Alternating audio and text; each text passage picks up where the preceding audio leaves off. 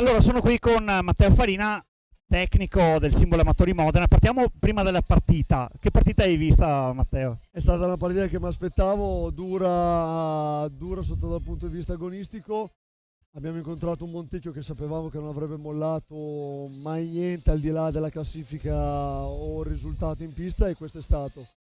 E i miei ragazzi sono stati bravi a gestirla in alcuni momenti dove potevamo cadere in errori che facciamo ultimamente, invece sono stati bravi.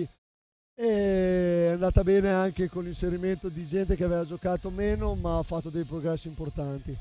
Bene, sì, abbiamo visto una prima frazione di gioco in cui sostanzialmente l'equilibrio era la parola che regnava sovrana, poi avete scalato marce.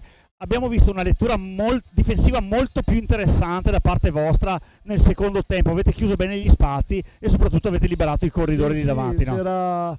si era parlato di questo perché ultimamente avevamo fatto invece tanti errori nella fase difensiva che c'erano costati punti importanti durante l'anno, e stasera invece è stata fatta bene, soprattutto la seconda parte, la prima un po' meno, però la seconda sì, meglio.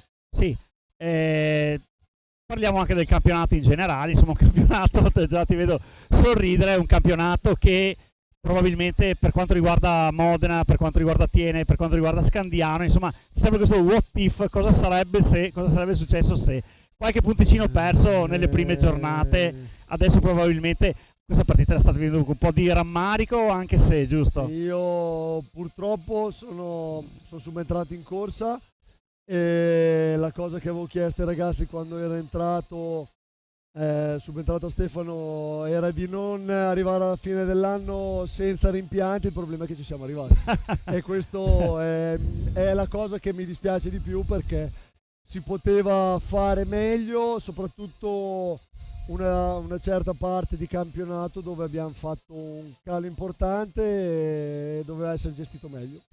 Va bene, allora Matteo, io ti ringrazio infinitamente per la disponibilità, ti auguro una buona chiusura di campionato. Ci proveremo comunque sempre a testa alta e cercando punti ugualmente, anche se non serviranno per effettivamente per il primo posto, ma sono sempre punti che a noi servono per la classifica. Bene, ti ringrazio. Buona serata, Altrettanto, grazie a te. sai.